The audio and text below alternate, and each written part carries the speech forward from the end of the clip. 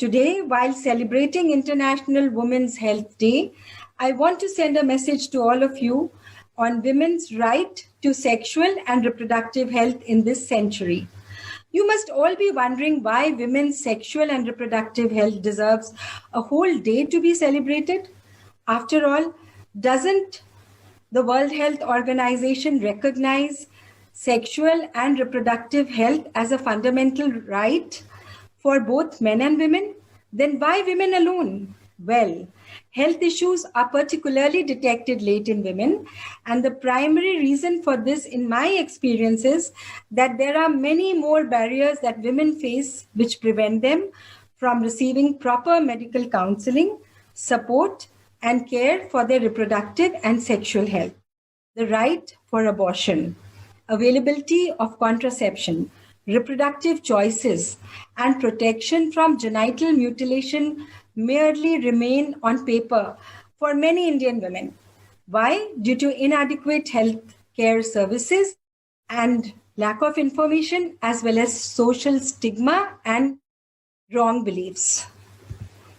Another important reason why sexual and reproductive health in women is a bigger priority is because sexual and reproductive health constitutes 1/3 of the health issues for women between the ages of 15 and 44 years.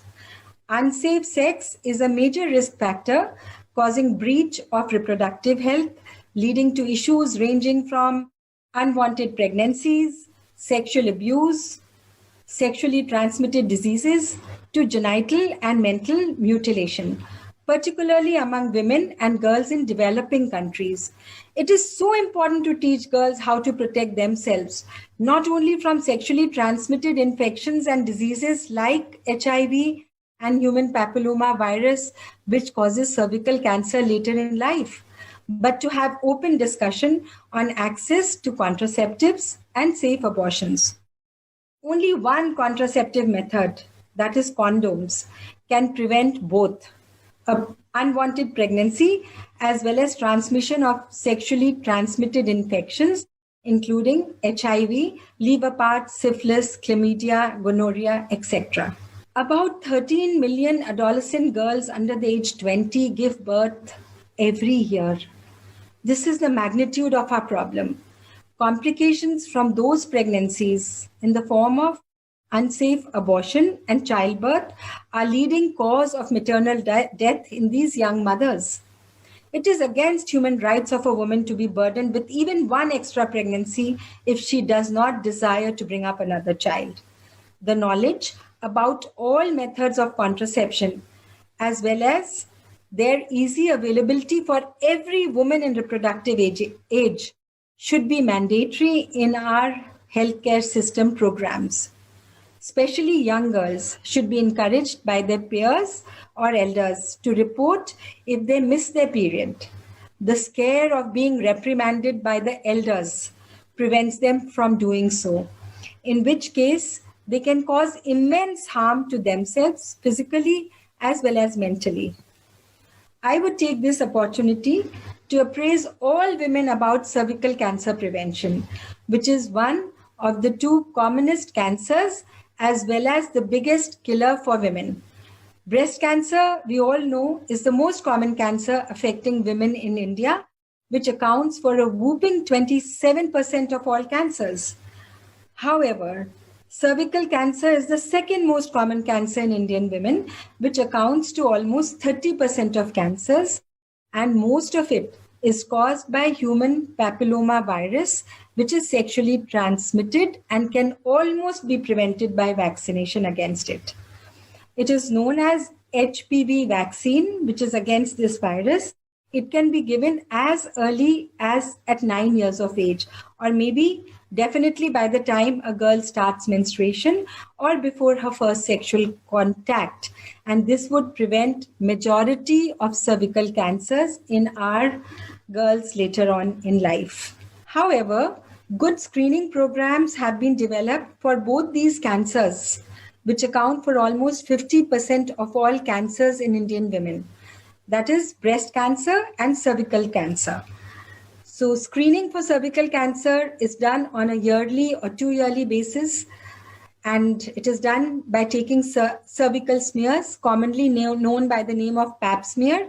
And this can detect very early changes in the cervix towards start of cervical cancer, so that it can be treated very easily by small surgeries and medically also. The second screening is for breast cancer, which is the most prevalent cancer in Indian women. And this is done by regular mammographies.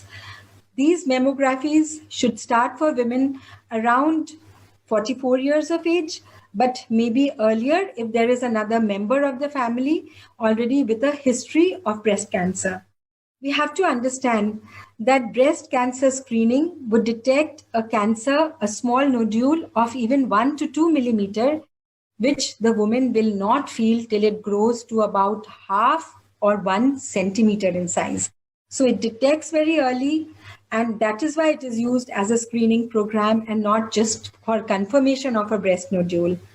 And I would want all women to take advantage of these screening programs looking after their reproductive health in life. Women personify many roles in our lives. In our country, 3 out of every 4 caregivers are women, meaning they provide daily or regular support to either children, adults, and people with chronic illnesses or disabilities. Along with this, they also look after the needs of their own families. In fact, they fulfill so many roles at the same time, and thus they are almost multitasking at most occasions in their lives.